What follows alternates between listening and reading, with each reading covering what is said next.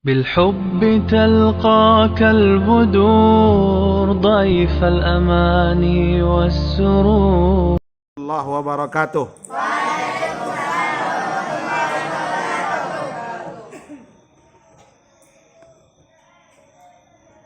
Alhamdulillah wassalatu wassalamu ala Rasulillah. Rabbi shrah li sadri. Lupa Ustaz bawa apa itu kertasnya. Wa yassir li amri wahlul 'uqdatam min lisani yafqahu qawli. Allahumma rzuqna ilman nafi'an wa rizqan thayyiban wa amalan mutaqabbalan. Anak-anak Ustaz, alhamdulillah, puji dan syukur kita ucapkan kepada Allah Subhanahu wa taala. Ngantuk Arthur, atas kesempatan yang masih Allah berikan kepada kita. Mudah-mudahan kita bisa menggunakannya dengan sebaik mungkin. Kita bisa mengisinya dengan hal-hal yang bermanfaat bagi kita di dunia dan di akhirat nanti. Amin amin ya rabbal alamin. Kemudian kita mengucapkan salawat kepada Nabi Muhammad sallallahu alaihi wasallam. Allahumma salli ala Muhammad wa ala ali Muhammad. Mudah-mudahan salawat yang kita bacakan buat Nabi sallallahu alaihi wasallam itu nantinya bisa menjadi pemberat timbangan kita di yaumil akhir nanti, di hari kiamat nanti, ya. Karena sesungguhnya hanya Nabi Muhammad sallallahu alaihi wasallam yang dapat memberikan syafaat kepada umatnya. Maka beruntunglah kita yang menjadi pengikutnya Nabi Muhammad. Dengan syafaat Nabi, timbangan kebaikan kita bisa menjadi semakin berat, sehingga kita bisa masuk ke dalam surganya Allah Subhanahu wa taala. Amin. Anak-anak Ustaz, sebagaimana biasa Senin malam Selasa kita ada membaca ataupun mendengarkan cerita-cerita orang-orang soleh terdahulu. Di sebelumnya ada beberapa hal yang ingin Ustaz sampaikan kepada seluruhnya, ya, kepada anak-anak Ustaz tanpa terkecuali. Belakangan ini Ustaz sudah banyak lagi melihat dari anak-anak Ustadz yang sudah mulai, ya, bukan banyak, ya, tapi sudah mulai kembali dihinggapi malas untuk melaksanakan sholat rawatib. Apa itu sholat sunnah rawatib? Sholat sunnah yang mengikuti sholat wajib namanya sholat rawatib. Udah banyak, udah ada, ya, sebagian anak-anak Ustadz yang Ustadz lihat sudah mulai malas. Padahal kita sama-sama mengetahui sholat itu adalah apa? Tiang agama. Ibarat pohon, sholat itu pohonnya. Yang lain-lainnya itu ranting dahannya. Bagaimana mungkin, ya, kalau pohonnya itu busuk, pohonnya itu tidak bagus, berdiri saja tidak bisa, bagaimana mungkin ranting atau dahan bisa tumbuh? Begitulah di dalam beribadah. Kalau sholat tidak betul-betul kita perhatikan dengan sebaik mungkin, berarti amal-amalan yang lain tidak ada gunanya. Karena sholat sudah kita lalaikan. Beberapa kali saya sampaikan, di antara kita seluruhnya yang ada di permukaan bumi ini, tidak ada yang bisa mengetahui apakah sholat wajib yang kita laksanakan itu pasti diterima oleh Allah Subhanahu wa ta'ala. Tidak ada yang tahu dong. Siapa yang bisa menjamin coba? Sholat yang kita lakukan 5 kali dalam sehari semalam itu siapa yang bisa menjamin? Di antara kita yang hadir sini aja lah dulu. Ada yang bisa menjamin sholatnya pasti diterima oleh Allah? Tidak ada. Ya. Itu tandanya kita itu lemah. Tandanya kita itu butuh bantuan Allah. Disediakan oleh Allah Subhanahu wa taala salat rawatib untuk membantu salat fardu kita. Keuntungan untuk siapa? Untuk kita, bukan untuk orang lain. Jadi marilah sama-sama dilawan ya. Dia kalau sekali saja kita tinggalkan anak yang sunnah itu, besok-besoknya akan kita tinggalkan. Sunnahnya mana? Opo ya. Nah itu kalau sekali dua kali, itu seterusnya sudah susah lagi kembali kita untuk menerapkannya. Makanya Ustaz harapkan kepada seluruhnya ya, dari yang kecil kelas 1 MTS sampai anak Ustaz yang kelas 1 Aliyah untuk memperhatikan ini. Jangan kita menjadi manusia-manusia yang diberikan kesempatan oleh Allah, yang diberikan oleh Allah Subhanahu wa taala kesehatan tidak kita pergunakan dengan baik. Jadi jangan nunggu diperhatikan dulu. Jangan nunggu diperintah dulu baru kita mau melaksanakannya. Kesadaran dari diri kita sendiri ya. Kesadaran dari kita sendirilah insya Allah itu akan menjadi sesuatu hal yang mudah kita kerjakan. Sama kayak sholat tahajud. Siapa yang pernah sholat tahajud selama di pondok nih? Siapa lagi? Udah berapa kali? Masya Allah. Ya, alhamdulillah masih ada yang sholat tahajud. Udah berapa bulan kita di sini? Udah 3 bulan. Hanya beberapa orang yang pernah sholat tahajud. Tandanya apa? Tandanya apa? Nah, tandanya apa? Tandanya kita masih malas. Kita masih beranggapan itu hanya sebatas amalan sunnah. Kita beranggapan sholat wajib kita sudah pasti diterima. Belum tahu lagi. Ya Allah hampir 3 bulan kita di sini. 1, 2, 3 orang yang pernah sholat tahajud yang lainnya. Dan itu pun sekali ya, dalam 3 bulan sekali ya 2 kali. Masya Allah. Tapi alhamdulillah ada aja lah daripada tidak. Ya kan? Dikatakan oleh Syekh Abdul Salam Al-Bali. Tahu kalian? Siapa Syekh Abdul Salam Al-Bali itu? Orang pakar ruqyah. Ya, istilahnya ahli dia di bidang ruqyah ini. Konon katanya sendalnya saja dijadikan untuk meruqyah orang, jin itu udah keluar dari tubuh orang tadi. Saking terkenalnya Syekh ini di kalangan para jin. Jadi dia katakan barang siapa yang bisa menjaga, lupa saat berapa amalan itu ya, maka dia akan mendapatkan manisnya iman katanya.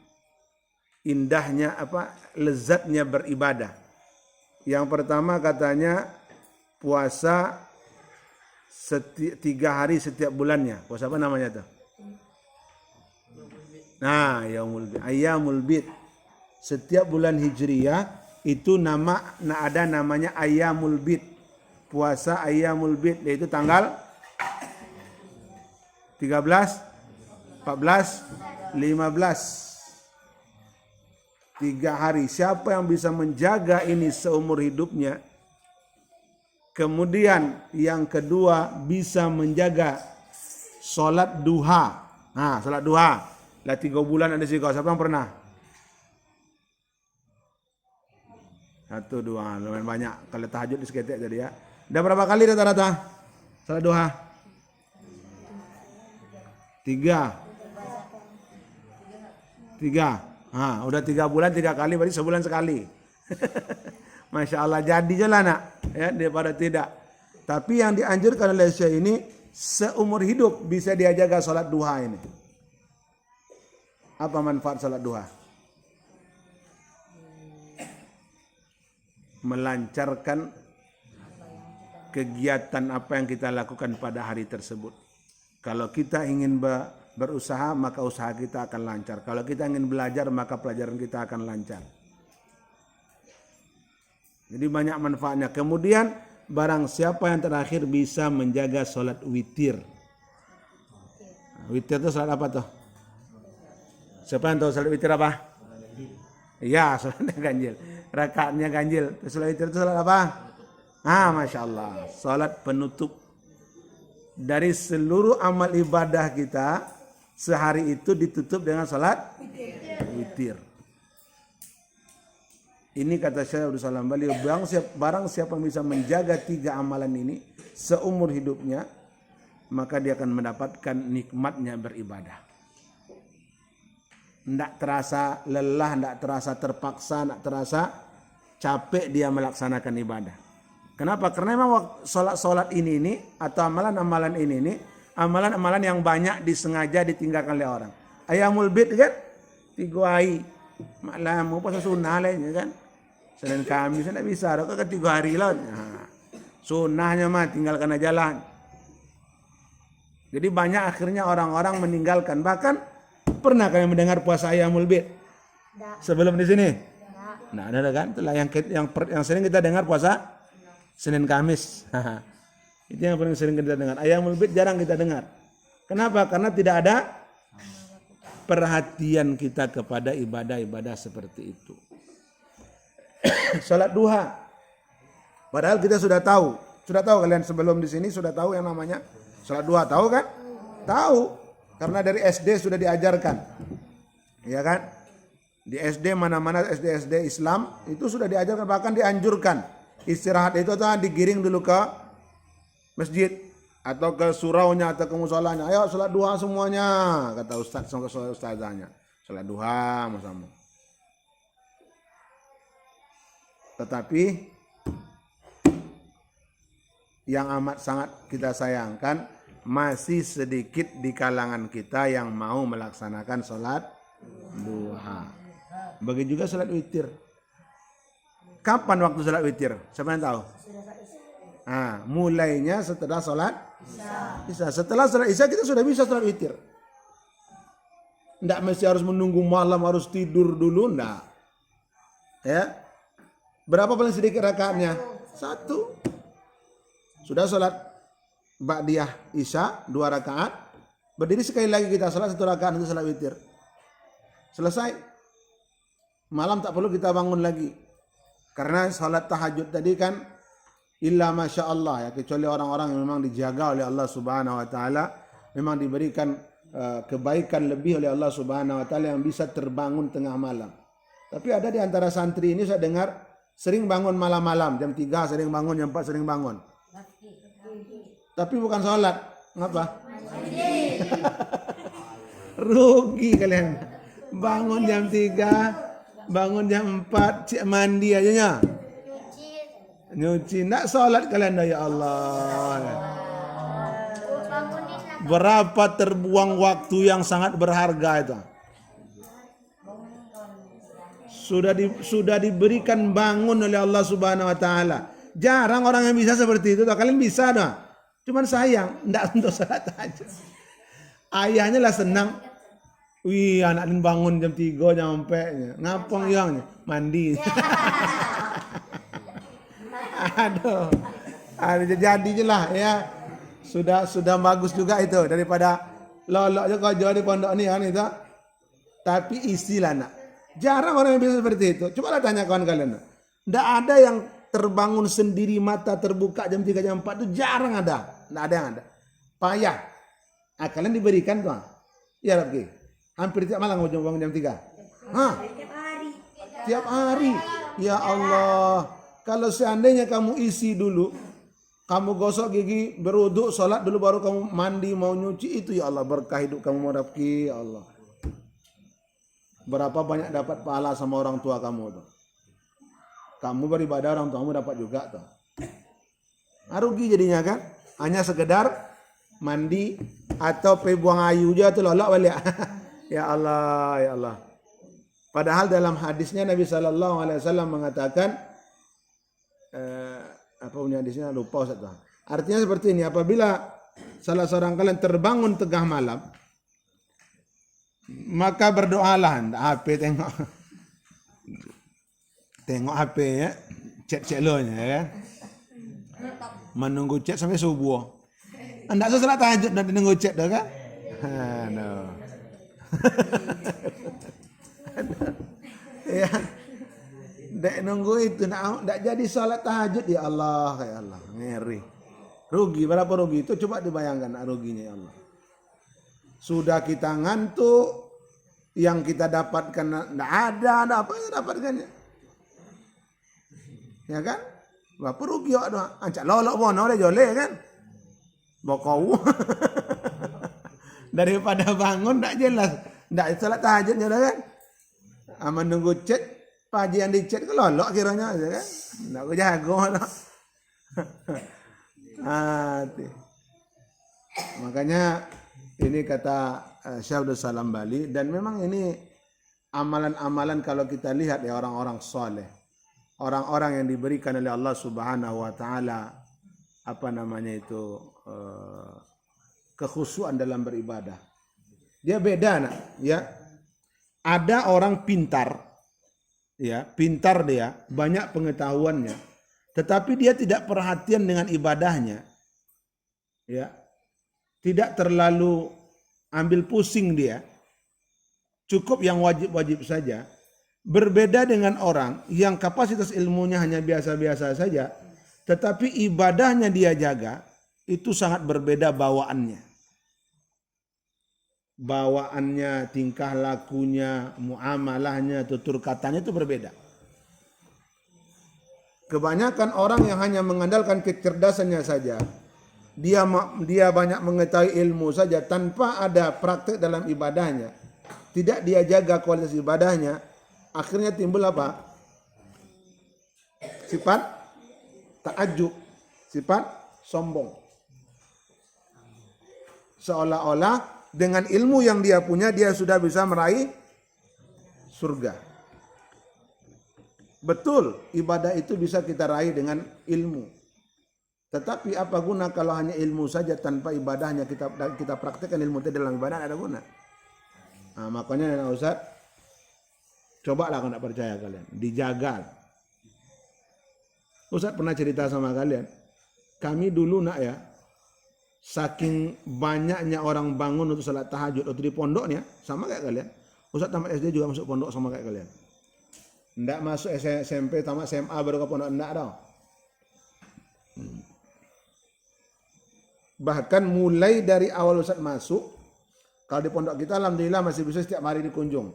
Kami dulu walaupun kelas 1, sekali sebulan boleh datang.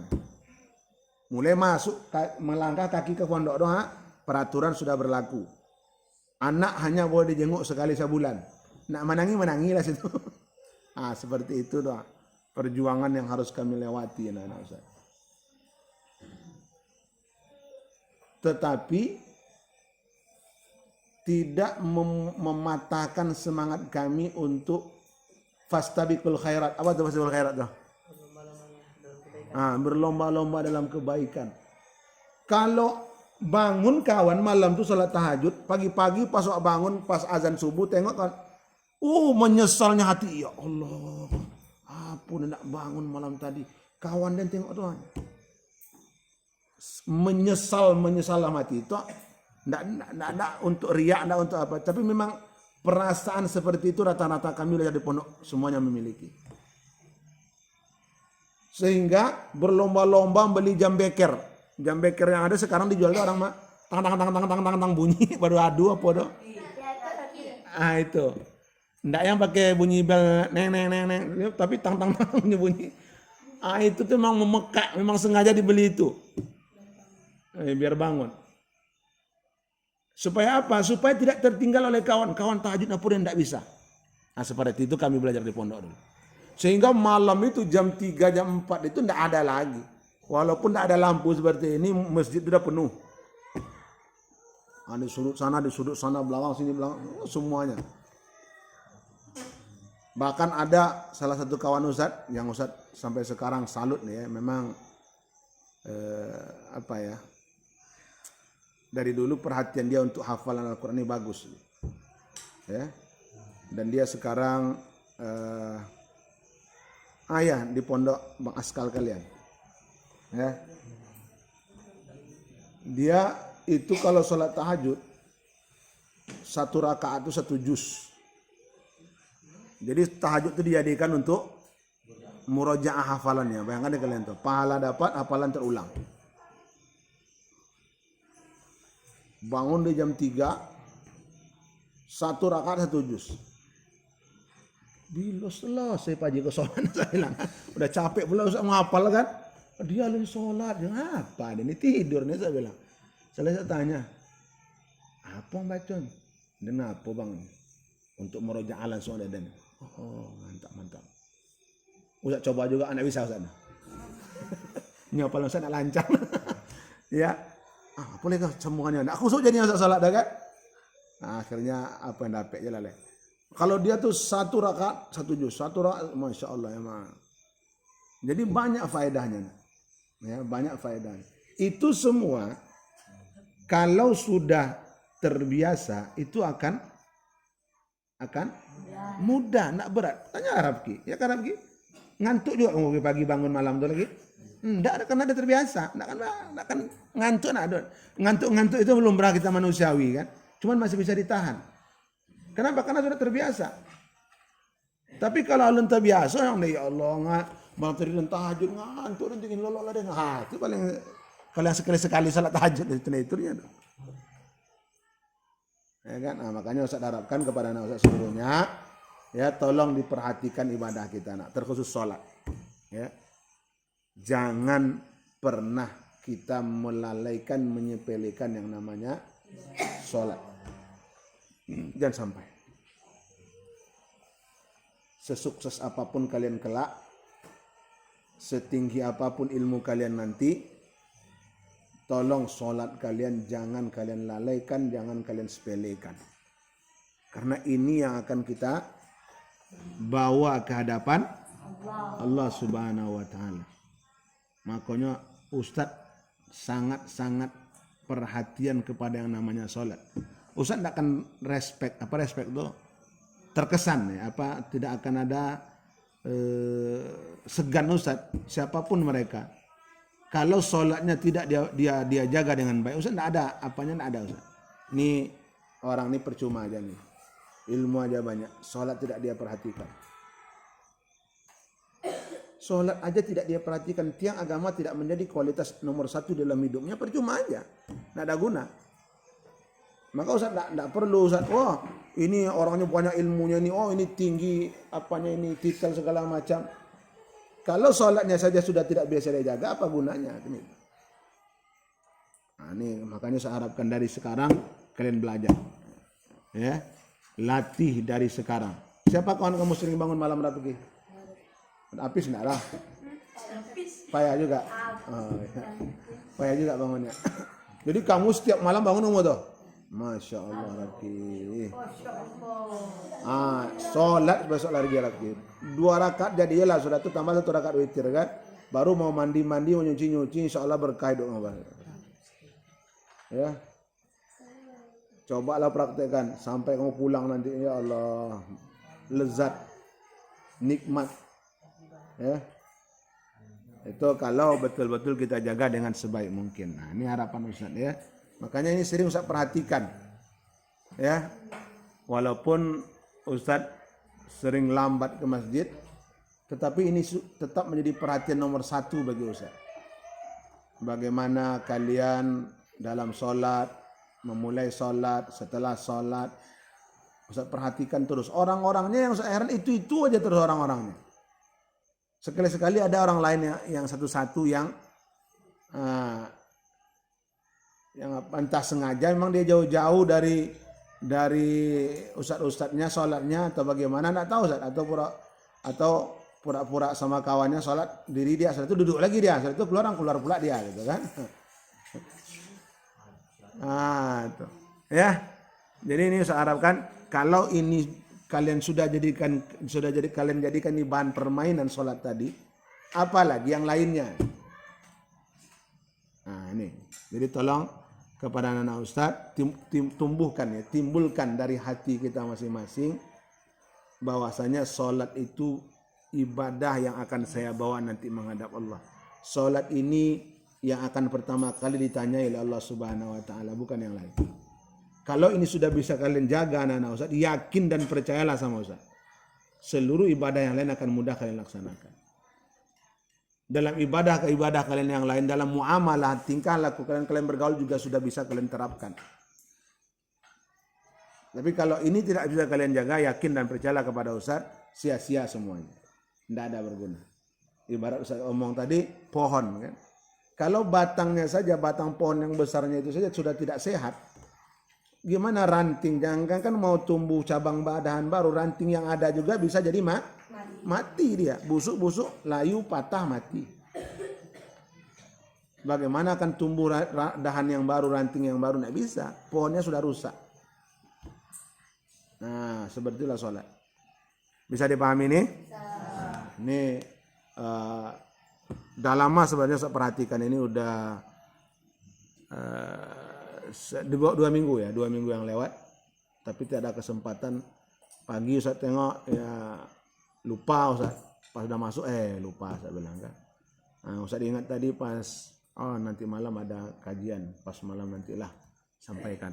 Nah, ini jadi tolong sekali lagi kepada anak Ustaz, jadikanlah perhatian nomor 1 sholat ini di dalam hidup kita.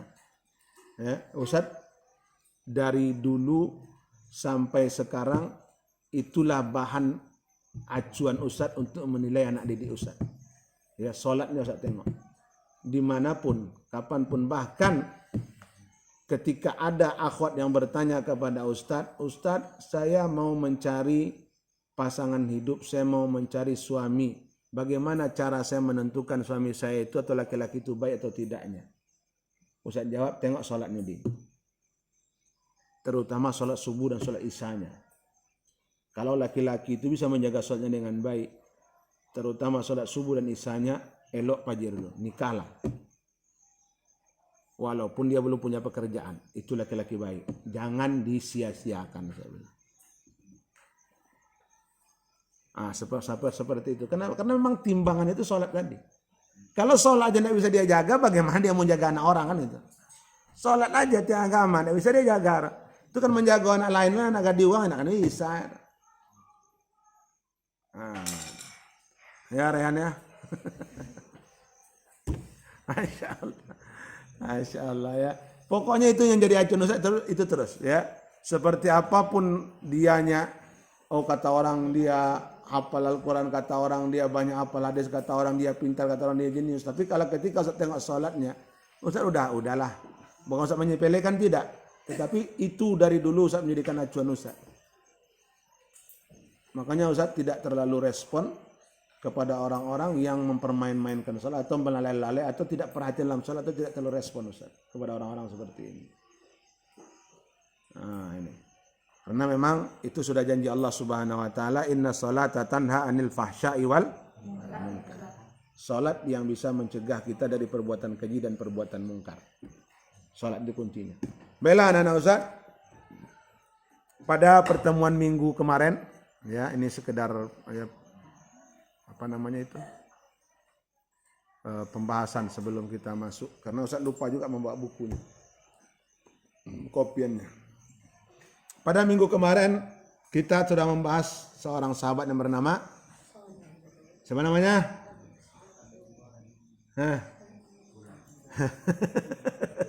Fulan bin Fulan ya. Siapa? Sudah lewat, Abdullah bin Abbas sudah lewat. Tidak ada yang ingat satu pun?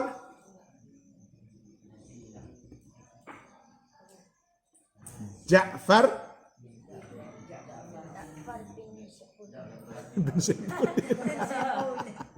Ja'far bin Abdul Muttalib ya. Ja'far bin Abdul Muttalib, dia adalah saudara sepupunya Ali bin Abi Thalib radhiyallahu ta'ala anhuma. Dan Ja'far bin Abdul Muttalib ini adalah orang yang kata Rasulullah sallallahu alaihi wasallam,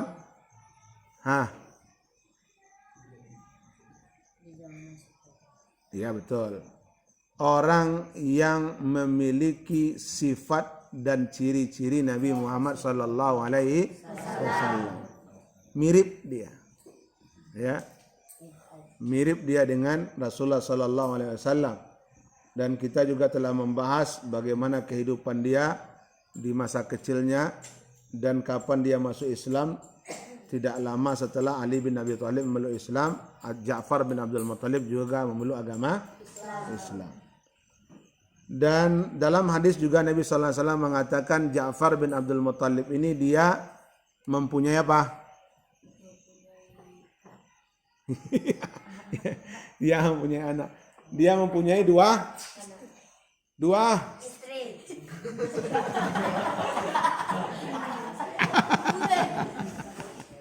dua istri, ya Allah.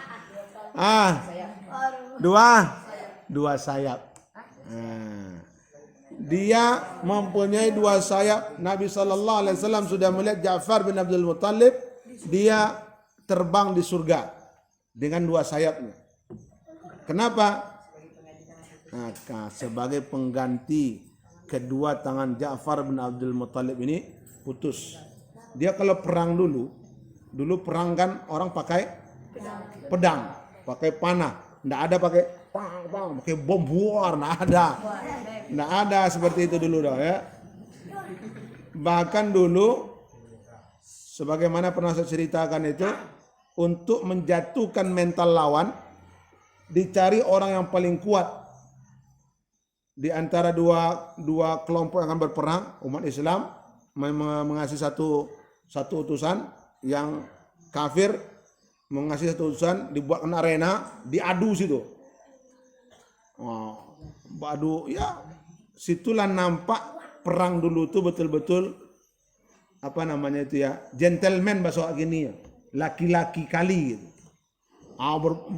Beradu di situ ya, ilmu bela diri masing-masing beradu di situ. Dan umat Islam sering mengutus Ali bin Abi dan tidak sedikit dari kalangan kaum kafir meremehkan Ali bin Abi.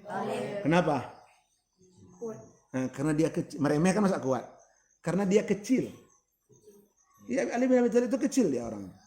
Tetapi dia mempunyai tenaga yang amat sangat kuat. Nah, tuh. Itu nama kecil-kecil cabai rawit, ketek tapi pode. Itu ya. Ali bin Abi Thalib seperti itu dia. Kecilnya itu, pukulan dia itu memang mematikan. Ali bin Abi Thalib. Bahkan dalam bergulat, Ali bin Abi Thalib ini sangat kuat. Padahal dia kecil. Ada sekali di dalam perang apa itu? Lupa, perang Badar, perang apa itu? Mau besar lawannya pada dia. Diketawain sama orang kan. Ini ada kaum muslimin yang lebih besar daripada ini lagi ini. Nah, tapi dengan kecerdikan Ali bin Abi Thalib, dengan tandanya dia apa namanya ya, orangnya mentalnya baja. Kalau orang-orang yang tidak mempunyai mental, kawan yang goda, ndak antu bukan di kawajan ada kan. Kalau Ali bin Abi Thalib dia tahu ini besar, berarti saya kecil, bawahnya saya sikat terlebih dahulu. Ya, dibantainya, kakinya putus, mbak punya kan toga. Cik manusuk, tambah awal letap, ini mati. Gitu kan? Ya, itu tandanya orang yang punya mental baja itu dia mempunyai beribu cara ya untuk menghadapi musuh yang lebih daripadanya, dan dia tidak kalah mental. Dia tidak takut duluan. Banyak musuh-musuh yang menyepelekan dia, dan setelah nampak Ali bin Abi Thalib menang, baru nanti, ternyata kuat orang ini. Walaupun dia kecil, tapi dia punya kehebatan sangat luar biasa. Gitu. Ini. Jadi Ja'far ini ditugaskan ketika perang dulu, dia memegang bendera. Jadi disitulah letaknya nanti tandanya mana pasukan yang menang, mana pasukan yang kalah. Ketika bendera kebanggaan mereka jatuh, tidak berkibar lagi, berarti kelompok tadi sudah kalah. Nah, jadi perang apa lupa Ustaz? Ja'far inilah ditugaskan untuk memegang bendera tadi. Jadi saking dahsyatnya perang, biasanya kan ada yang melindungi orang yang qadarullah, memang takdir Allah Subhanahu wa taala, ya. Tiba-tiba datang lawan itu, ditebasnya tangan Ja'far. Ja'far lagi yang megang bendera tadi, putus, ya. Pas mau terlepas dipegangnya lagi, ditebas lagi, putus. Akhirnya ditusuk, ditikam oleh orang berkali-kali. Dalam sejarah itu berapa kali tikam? Lupa, entah 32 atau berapa kali tikaman. Baru akhirnya dia mati, tetapi bendera tadi tidak jatuh. Tetap dia pertahankan. Sehingga bisa diselamatkan oleh sahabat yang lain. Terakhir ketika setelah selesai perang dicari-cari, dapatlah ketemulah Ja'far itu yang tangannya sudah buntung, badannya itu dipenuhi entah 30, lupa, pokoknya banyak lubang tusukan pedang. Berkali-kali, tidak sekali ditusuk oleh musuh tadi. Untuk supaya bendera itu supaya jatuh, tapi alhamdulillah tidak jatuh bendera tadi. Memang karena saking sedihnya Nabi SAW ketika dia balik pulang, kan biasanya seperti itu tuh, istri-istri sahabat sudah menunggu. Ditengok, ndak nampak oleh istri Ja'far ini pulang. Diceritakan oleh Nabi SAW. Kemudian istrinya, namanya istri tentu sedih. Dia bawalah anak-anaknya. Lumayan banyak anak ke hadapan Nabi gitu kan. Karena Nabi merasa sedih, Nabi merasa tanggungan si istri ini sangat begitu berat. Apa kata Nabi ketika Nabi pulang? Nabi sampaikan kepada istri-istrinya, kewajiban kalian untuk membahagiakan keluarga Ja'far. Karena dia punya anak yang dia tinggalkan, istri yang dia tinggalkan, maka kewajiban kalian untuk menanggung kehidupan dia ke depannya. Makanya menjadi sunnah sampai sekarang, kalau ada tetangga kita yang meninggal dunia, itu disunnahkan kita yang sekelilingnya itu untuk memasakkan, paling tidaknya jangan sampai orang itu kelaparan. Selama berapa hari paling tidaknya? 3 hari. Kalau tidak kan seminggu 3 hari. Itu di mana-mana sudah ada. Di daerah kalian tidak ada seperti itu? Kalau ada yang kemalangan meninggal dunia, itu biasanya RT sekitar itu ganti-gantian untuk memasakkan tuh. Yang pertama rumah ini untuk makan siang, besoknya untuk makan malam, rumah itu untuk makan malam. Nah, besoknya lagi untuk sarapan pagi, rumah. Bergilir itu semua. Di Pekanbaru aja sudah rata-rata seperti itu saya tengok. Nah, itu digilirkan. Kenapa? Karena memang seperti itu sunnahnya. Orang yang ditimpa kemalangan, kewajiban tetangga-tetangga sekelilingnya untuk membahagiakan mereka. Supaya mereka jangan merasa sedih, ya. Sudah ditinggal oleh orang yang dia sayangi, kemudian dibebankan lagi untuk memasakkan, untuk apa, itu akhirnya terhimpit kali dia dalam kehidupan dunia ini. Maka dianjurkan kepada kita yang berada di sekelilingnya untuk melayani dia, paling tidaknya selama 3 hari ke depan. Nah, ini Ja'far bin Abdul Muttalib, yang memang di dalam beberapa riwayat dikatakan Ja'far ini jugalah yang dulunya diamanahkan oleh Nabi SAW ketika umat Islam pergi dari Mekah ke Madinah, karena umat Islam sudah di Mekah diapakan? Nah, ditindas, disiksa, ya, bahkan tidak sedikit yang dibunuh oleh kafir Quraisy ketika itu. Maka diperintahkan oleh Nabi Sallallahu Alaihi Wasallam umat Islam itu untuk hijrah di bawah pimpinan Ja'far bin Abdul Muttalib sampai di Raja Najasyi, lupa Ustaz rajanya. Jadi ketika itu orang Quraisy ini pula tahu, nah ini memang sifatnya orang-orang orang-orang jahat, orang-orang hasad dan dengki itu. Tidak sekarang sih, dari dulu sudah seperti itu. Ketika mereka dengar umat Islam mau hijrah ke Madinah, jadi mereka sudah pergi cegat lebih dahulu. Kemana pai orang Islam kata? Oh, ke raja itu, dia minta perlindungan ke raja itu. Pergilah utusan orang kafir Quraisy terlebih dahulu, karena mereka memang mempunyai kendaraan lebih cepat, kuda yang lebih hebat daripada kuda yang dikendarai oleh umat Islam, sehingga sampai mereka ke raja itu terlebih dahulu. Mereka sampaikan, raja, Sebentar lagi nanti ada rombongan umat Islam mau datang ke sini. Ya, jadi tolong jangan engkau terima mereka ini teroris. Nah, ibarat kata gini itu. Mereka ini orang-orang jahat, kerjanya membunuh, kerjaannya mencela, kerjaannya tidak ada elok orang. Jadi mereka asung bahasa. Diadu dombanya raja tadi ya. Diadu dombanya raja tadi supaya raja itu tidak menerima rombongan kaum muslimin. Jadi pas sampai rombongan kaum muslimin yang dikepalai Ja'far bin Abdul Muttalib ke raja tadi untuk minta perlindungan dari orang-orang kafir Quraisy tadi, sampai raja itu, tunggu dulu, kalian jangan masuk dulu, kata raja kan. Saya mau berbicara satu orang di antara kalian. Siapa juru bicara? Siapa kata raja itu. Tidak ada yang mau, datanglah Ja'far. Saya raja. Sini. Kita ke dalam. Dibawa oleh raja itu ke kerajaannya. Masuk. Duduk. Jadi raja ini ngomong, coba kamu sampaikan seperti apa ajaran Muhammad itu. Kalau bisa kamu meyakinkan saya, kata raja tadi, maka saya akan melindungi kamu dari kejahatan orang kafir Quraisy. Diceritakanlah oleh Ja'far bin Abdul Muttalib, wahai raja, kami dulu hidup di masa jahiliyah.